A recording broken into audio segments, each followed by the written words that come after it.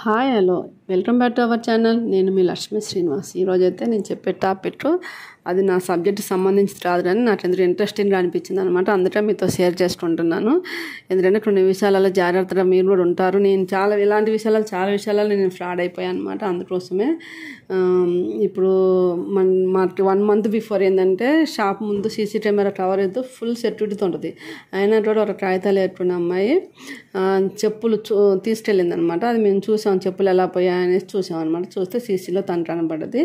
అంటే తను మేము అప్పుడప్పుడు చూస్తూ ఉంటాం అనమాట. ఈ ఏరియాలో తిరుగుతుంటుంది. తను చూసి నేను ఏమంటే ఐడెంటిఫై చేశాను. ఎప్పుడంటే ఖచ్చితంగా కలిసిద్దిలే అనుకున్నాను. నేను 10 days తర్వాత మనకి చూడండి, ఆ అమ్మాయి 10 days తర్వాత మా ఇంటి దగ్గర అనమాట. ఇది షాప్ దగ్గర జరిగింది. 10 days తర్వాత మా ఇంటి దగ్గర ఆ అమ్మాయిని గుర్తుపట్టి నేను పిలిచి, అంటే మాది ఫ్లెక్సీ స్టాండ్ బయట ఉంటే తీసుకుంటా అంటే నేను రెడీ హ్యాండ్ చూసి పిలిచి, ఏందమ్మాయి అప్పుడు చెప్పులు తీసుకుపోయాను అంటే ఫస్ట్ తడబడింది. తర్వాత తడబడకుండా తను ఏమాత్రం బెనకుండా, మేడం మేము తీసుకుపోయిన 200 కోసం వేలు ఖర్చు పెట్టి మా మీద కేసు పెడతారా ఏందనేసి ధైర్యంగా సమాధానం చెప్పింది. నాకు చాలా ఆశ్చర్యం వేసింది అనమాట ఆ విషయం విన్న తర్వాత.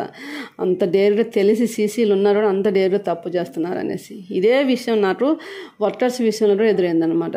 మనం ఏదో అడుగుతారు, వాళ్ళు వెళ్ళేటప్పుడు మనం అడ్వాన్స్ అని అవన్నీ ఇస్తాం అనమాట. వాళ్ళు 5-6 వేలకి ఫోన్ ఎత్తుకుంటుంటారు అనమాట. 5-6 వేల కోసం మనం 1000 ఖర్చు పెట్టి మనం ఏం కేసు పెట్టమని వాళ్ళకి తెలుసు. వాళ్ళు అందుకోసమే ఎక్కువ తీసుకోకుండా 5-6 వేలు తీసుకొని ఫోను ఎత్తుకుంటుంటారు, లెక్క చేయరు అనమాట. అలా మీరు ఎవరైనా సరే చిన్న విషయం ఏంటదా అనేసి ఈ ఫ్రాడ్ అయిపోతారేమో నాకు ఎదురైన. ఎందుకంటే నాకు ఇలాంటి వర్కర్స్ విషయాలు కూడా ఎదురైనాయి అనమాట. ఏంటంటే వాళ్ళ ధీమా ఏంటంటే మనం తీసుకున్న 5-6 వేల కోసం మేడమ్స్ లక్షలు ఖర్చు పెట్టి, ఎందుకంటే పోలీస్ స్టేషన్ కేసుకి వెళ్తే అయితే 20-30 వేలు ఖర్చు అవుతుంది. 20-30 వేలు ఖర్చు పెట్టారనేసి ధీమాతో వాళ్ళు కావాలని ఫోన్ లిఫ్ట్ చేయకుంటుంటారనమాట. అట్లా నా విషయంలో కూడా అలా జరిగింది. అందుకోసం మీరు ఎవ్వరు కూడా చిన్న విషయం ఏంటదా అనేసి మోసపోకుండా జాగ్రత్తగా ఉండండి.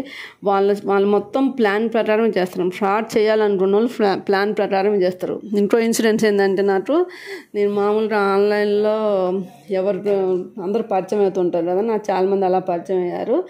అయితే వాళ్ళకి మేడమ్స్కి వర్కర్స్ కావాలని నాకు ఫోన్ చేస్తుంటే ఇట్లా నేను బిజీ నుండి ఫోన్ మాట్లాడలేక వర్కర్స్ నెంబరే డైరెక్ట్ ఇచ్చేదాన్ని.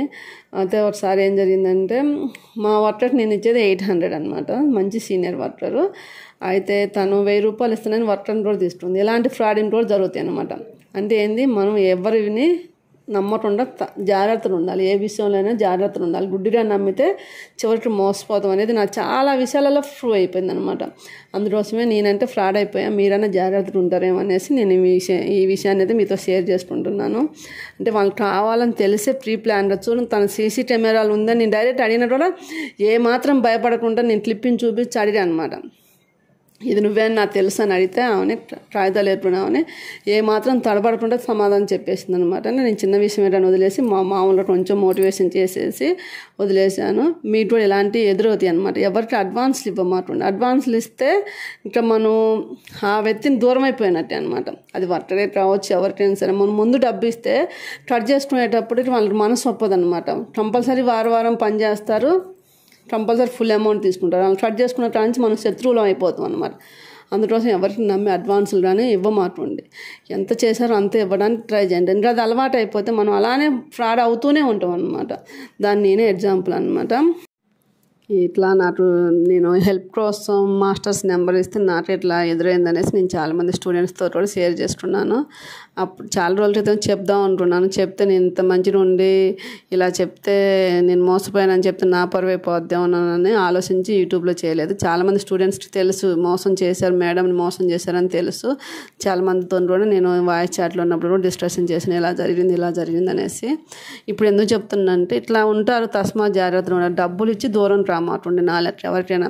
ఎందుకంటే నాకున్న వీక్నెస్ ఏంటంటే తొందరగా నమ్ముతాను అనమాట. నమ్మి డబ్బులు ఇస్తా, అది దూరం అయిపోతుంది చివరికి. అలా నాలాగా మీరు కూడా మోసపోవద్దని ఒక ఉద్దేశంతో చెప్పడం జరుగుతుంది. ఇది ఎవరిని ఉద్దేశించింది కాదు, ఎవరిని విమర్శించడానికి కాదు. మీరు జాగ్రత్తగా ఉంటారని ఒక ప్రికాషన్ కోసం చెప్తున్నాను. నా వీడియోస్ నచ్చితే లైక్ చేయండి, షేర్ చేయండి, కామెంట్ చేయడం మాత్రం మర్చిపోద్దు. Bye friends. మళ్ళీ మంచి వీడియోతో మీ ముందుకు వస్తాను.